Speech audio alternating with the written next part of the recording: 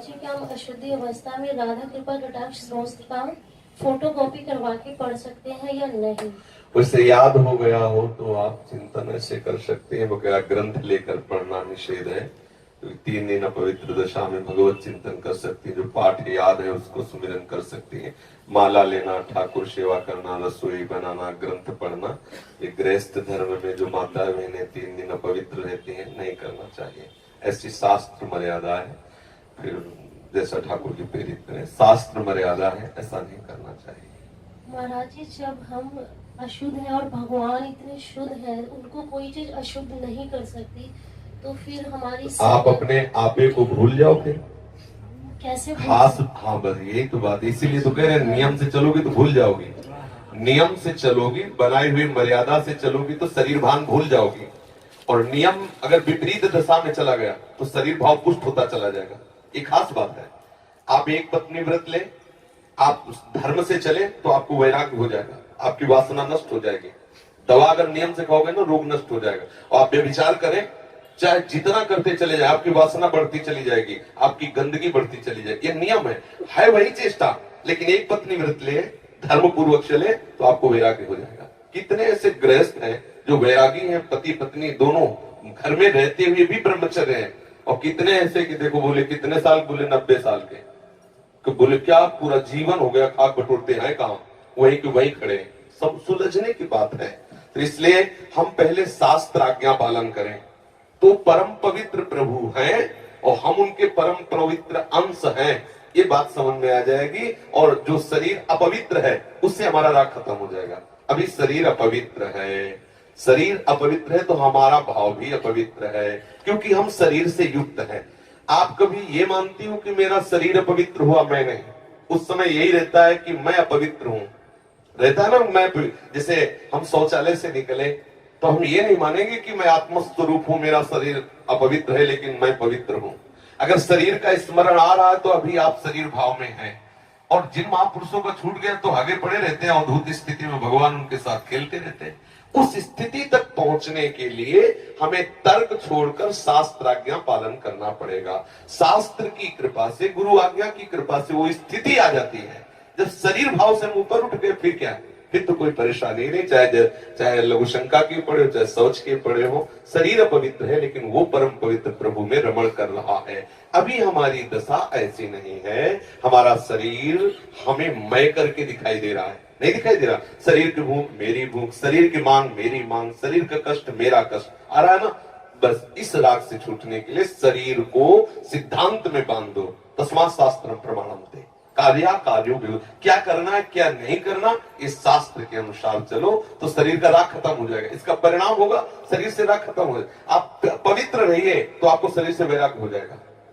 ये खास बात है। शास्त्र की आज्ञा पालन कीजिए तो आपको शरीर संसार से वैराग्य हो जाएगा। और शास्त्र के विरुद्ध चलिए तो आप रागी हो जाएंगे, आप आसक्त हो जाएंगे, ये आपको दंड होगा। शरीर संसार की आसक्ति वही तो आपको जलाती, वही तो आपको जन्म मृत्यु के चक्र में फंसाती है। समझ गए बच्चा?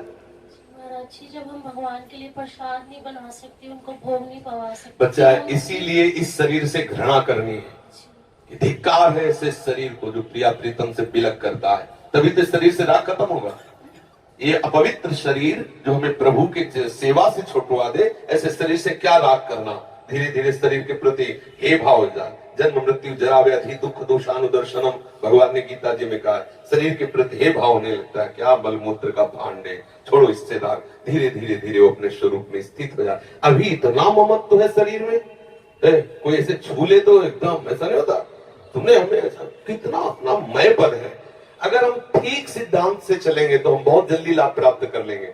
जहां हमारी स्थिति है, हम बात उसी स्थिति की करें तो हम बहुत जल्दी आगे बढ़ जाए। होता क्या, हम लोग बात करते हैं छत की, अभी बिल्कुल 100 हाथ गड्ढे में खड़े हैं। बात ये है, शरीर से हमारा संबंध बहुत घनिष्ठ हो चुका है।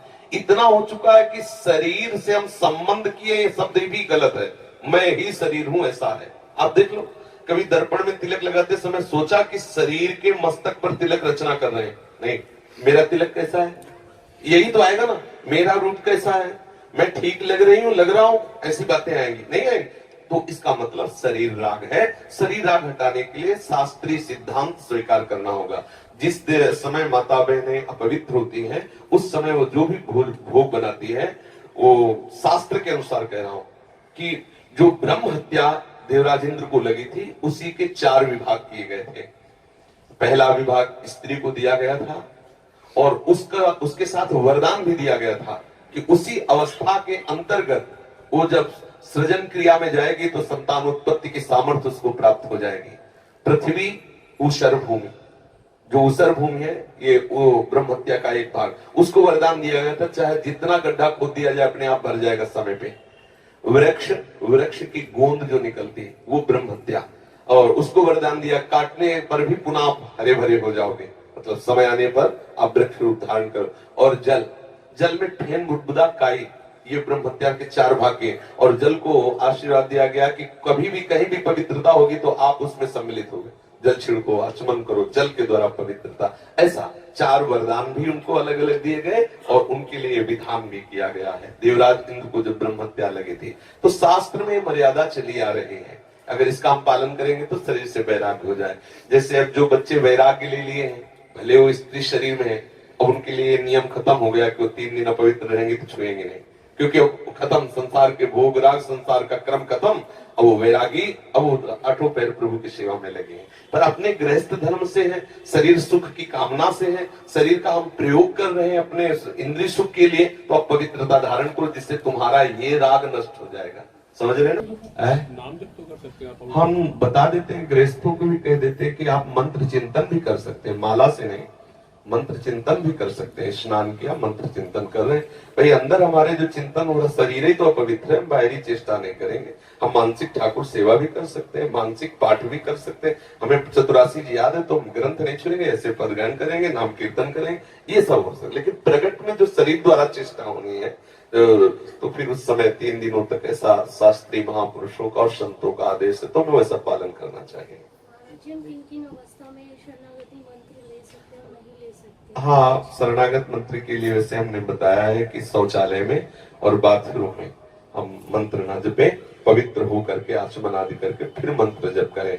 और जैसे हम अपवित्र दशा में जैसे ट्रेन आदि में यात्रा करते हैं, सोच गए उन्हीं कपड़ों से, उन्हीं पास फिर नाम जप करें, मंत्र जप न करें। मंत्र में थोड़ी पवित्रता की आवश्यकता है, नाम जप करें, जब हम पवित्र हो तब मंत्र जप करें। और अगर आप पवित्र हैं तो हर समय फिर जप सकते हैं, केवल शौचालय और लक्षण का छोड़कर। दिनचर्या में अपने जैसे रसोई पकाते हुए घर के काम, बिल्कुल बिल्कुल मंत्र जप सकते हैं। मानसिक हाँ, चलते फिरते बिल्कुल बिल्कुल कर सकते हैं, बिल्कुल कर सकते हैं, उत्तम बात है।